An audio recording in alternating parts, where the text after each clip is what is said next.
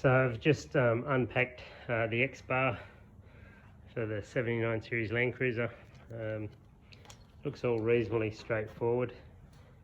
I've tried to lay the bits out as they'll sort of go on the vehicle. These toe points are fairly solid, heavy bits, a bit more solid than I expected actually, and centre toe point.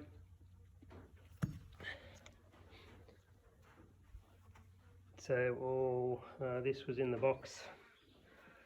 Also, this connector is part of the XBar, but this is an additional connector you have to order that matches the XBar.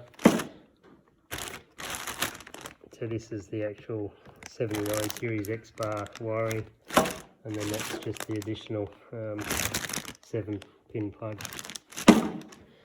I'm just looking at the chassis rails, so I thought I might have to drill, but they're already pre-drilled. They'll line up with these holes, so that will bolt on here. No drilling, which is great. So I'll start to put bits together, and I'll come back and show you as it's partially assembled. I didn't realise, but in this bag there is quite an array of nuts and bolts, which does make it look a little bit more complicated, but still I think should be fairly straightforward once we work out which bolts to use where. I'll let you know how we go. So they give you a bit of a list to check off if you're that way inclined. I've just laid them out for you in order, so if you don't have calipers, it's a bit easy to work out which ones are what. So parts 1 to 7 are pretty easy to work out which ones are which. The only catch-22 is these 4 plates that look the same. Actually, two of them are 5mm and 2 of them are 3mm. So don't get caught out with putting 2 5s on one side and 2 3s on the other. And other than that, I've laid out from like 8, 9, 10, 11, 12, 13, 14, 15, 16, 17, 18, 19, 20, 21, 22, 23, 24, 25, 26, 27, 28. So we got 29, 30, 31, 32, 33. Back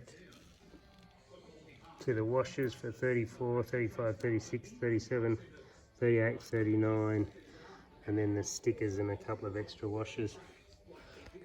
Not sure if that'll help. Well, we've got the first plate bolted on.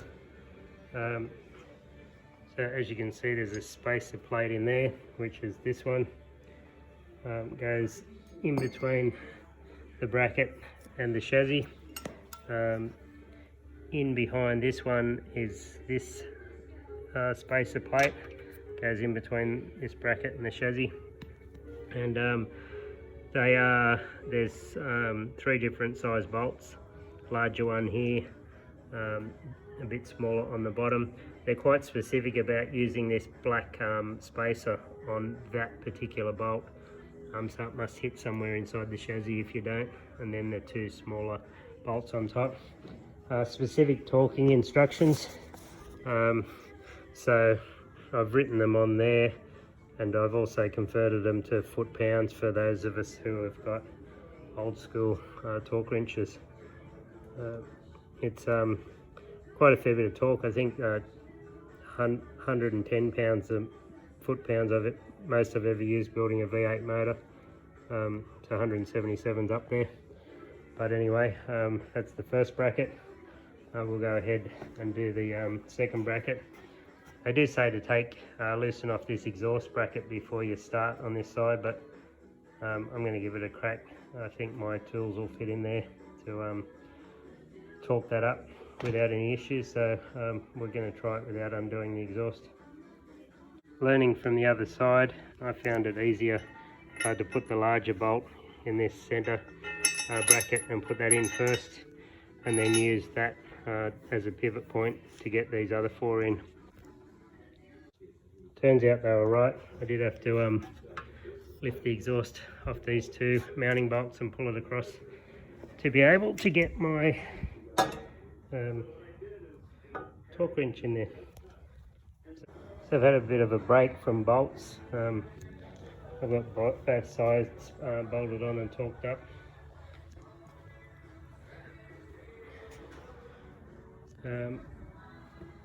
These 2 relays that are part of the XBar wiring harness aren't in the instructions at all. Basically they tell you to plug the tail wherever I put it. Yeah, they tell you to plug this tail straight into the wiring harness on the Land Cruiser, but it doesn't fit. That plug doesn't go into that plug, and they also supply these relays which has got the plug for the tail to go in. I'm having trouble finding a decent place to mount them. All I can come up with is I've put a couple of rivet nuts in their brackets, and I'm going to mount them inside the chassis rail, just on each side.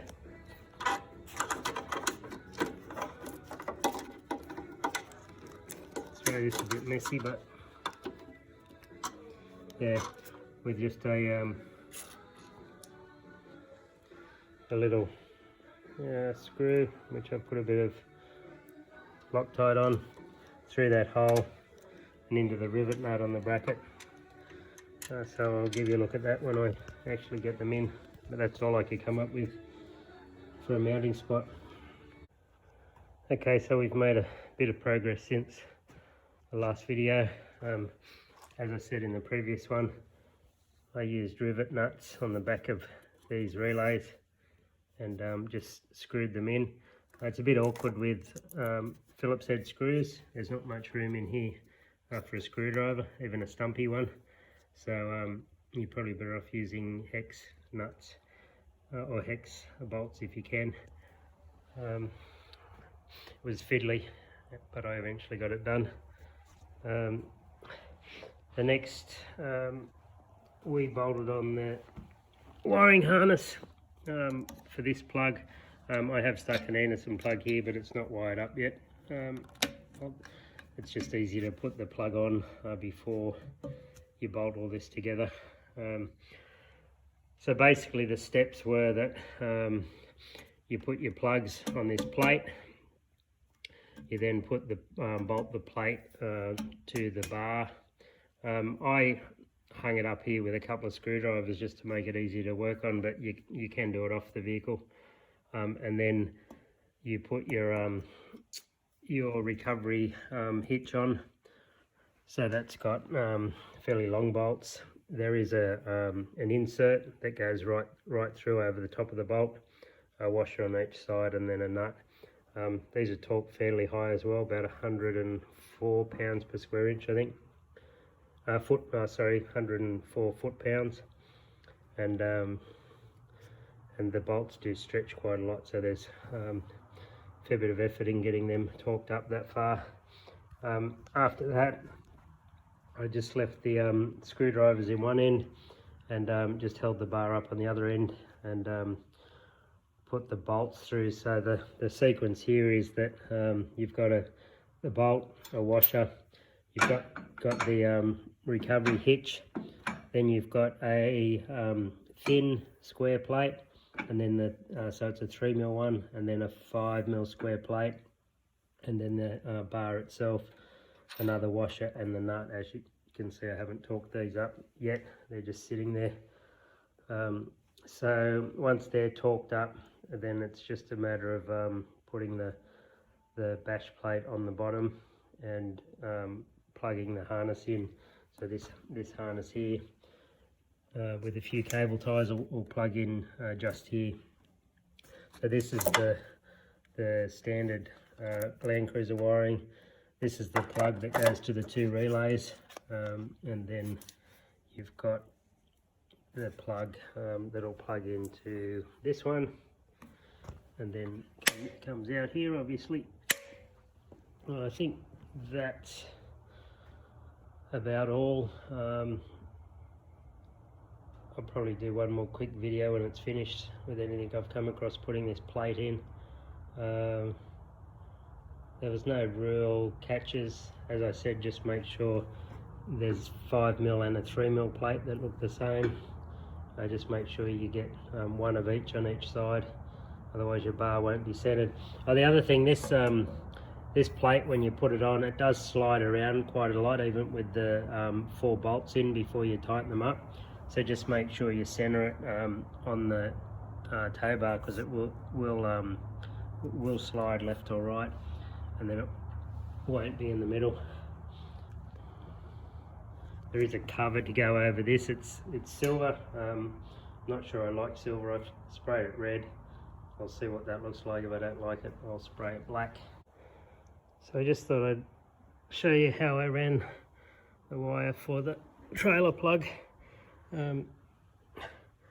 Basically just one cable tie there and up and around. Plugged it in here. As I said before, these are the 2 relays with the 2 screws, and I put rivet nuts on the bracket, so it was easy to screw in. It was still a pain, but it was easier than trying to hold a spanner on a nut. That plugs in there nicely, and I just did another cable tie there. And then this plate, oops, sorry, this plate goes up, doesn't interfere with that cable at all, and we'll bolt there like that. Oops, sorry, about like that when it's finished. So the wire is reasonably protected. I think I'm going to take out a fuel tank before I rip that wire off. So we'll see how it goes. So don't do what I just did. There was 2 of these black bolts left, 4 of these silver bolts left, and 2 black washers. So one would suspect that the 2 black bolts and the 2 black washers would bolt the bash plate on, but that's not correct. So I did damage, as you can maybe see, to the bolt and the thread. I ended up having to cut one of these leftover silver bolts down very short and thread it in from the back, and screw through to clean up the thread. Anyway, that's a trap. You would think black washers, black bolts, 2 left, 2 holes, but that's not the case. They're not the right bolts.